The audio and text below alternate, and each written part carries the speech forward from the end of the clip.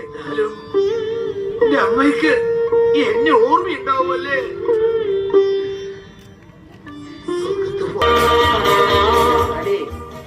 മതി ബെസ്റ്റ് കളിച്ചെന്ന് പറഞ്ഞ അതൊന്ന് വേറെ തന്നെയാ. മരിച്ച പോലെ പോയിട്ടില്ല. കളിയും ചിരിയും പാട്ടും കൂത്തും കാര്യം എനിക്കില്ല. അല്ല, മരിച്ച പോലെ പോന്നവരെ ഇത്തിരി അടങ്ങി ഒതുങ്ങിയിരിക്കണത് പറയായിരുന്നു. അവർക്ക് ശുശ്രൂഷിക്കാനല്ലേ നേരമുള്ളൂ. ഞാൻ എന്തെങ്കിലും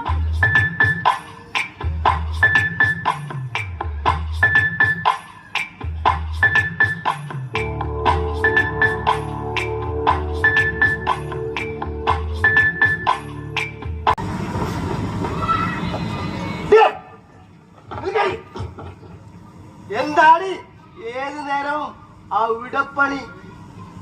വിറ കത്തിക്കിടലായിരുന്നു. എത്ര നേരമായി അട്ടിക്കിടാൻ തുടങ്ങിയിട്ട്? ഇത്തവണ നീ രക്ഷപ്പെടില്ല. സഹായത്തിന് ആളെ വിളിക്ക്. കുട്ടിയേട്ടന്റെ മനുഷ്യത്വമുണ്ട്. ചങ്ങലക്കിടേണ്ട നിങ്ങളാണ്. തൊട്ടേല് തന്നെ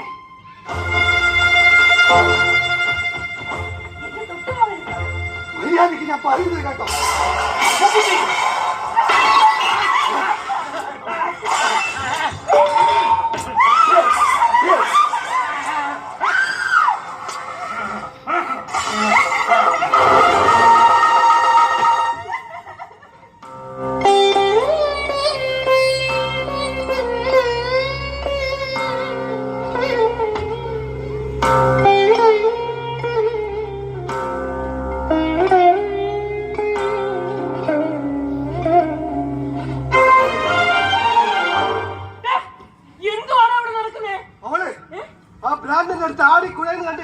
ഞാൻ തടയാൻ ചെന്നപ്പോ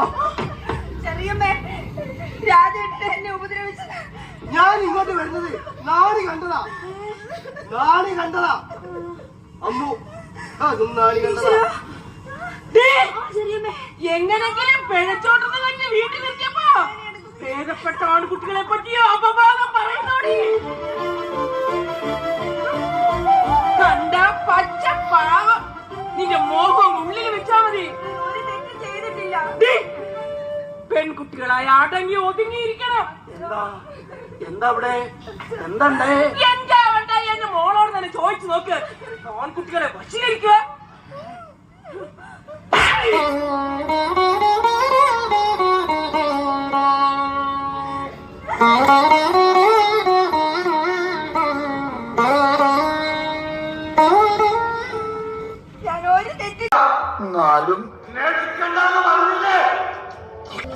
നെല്ല് വിറ്റ് സ്വർണപ്പണം വാരിക്കൂട്ടി.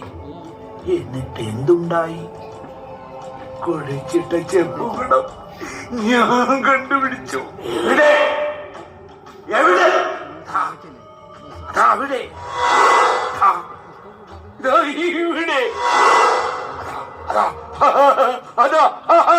ഇവിടെ. എന്താ വീണ്ടും ആൾക്കാരുടെ മേക്കിട്ട് കയറാനാ? എന്തിനാ എന്നെ ചങ്ങലക്കിട്ടത്? നിന്റെ തോന്നിയാസം കൊണ്ട് നിന്റെ ഭ്രാന്ത് മാറുമെന്ന് ഞാനൊന്ന് നോക്കട്ടെ. ഭ്രാന്തോ? എനിക്കോ? ബഹളം വയ്ക്കാണ്ട് കിടന്നാ നിനക്ക് തന്ന് അഹമ്മതി കാട്ടിയ? എനിക്ക് ഭ്രാന്തില്ല അമ്മാവേ.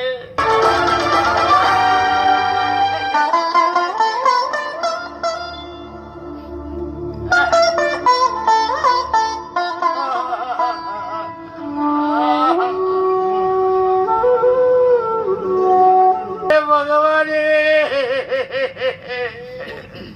ഈശ്വര, മൂത്ത ലക്ഷണമാണല്ലോ. അടുക്കാൻ പറ്റുമോ ഭഗവാനെ? ഒന്ന് അമ്മുക്കുട്ടിയെ വിളിക്കോ. എത്ര നാളായി കണ്ടിട്ട്. ഇതാപ്പോ നന്നായേ. അമ്മുക്കുട്ടി അച്ഛന്റെ കൂടെ പോയില്ലേ? എപ്പോ? ദിവസായില്ലേ? ഇനി എപ്പോ വരിക? ഇനി വല്യ അമ്മൂന് തീരെ ഇഷ്ടമില്ല അത്രേ. എനിക്കൊരു ഉപകാരം ചെയ്യൂ. എന്താ? ഈ ചോറിലിച്ചിരി വിഷം ചേർത്ത് തരുമോ?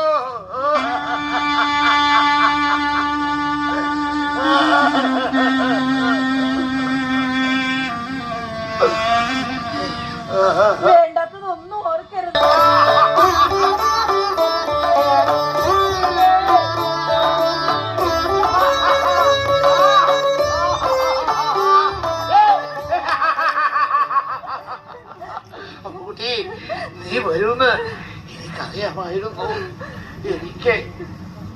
ഇല്ലാതെ പറ്റില്ല അമ്മുക്കുട്ടിയെ. നല്ല കാച്ചിയ എണ്ണയുടെ മണം. അമ്മുക്കുട്ടി, നീ പറഞ്ഞത് നേരാ.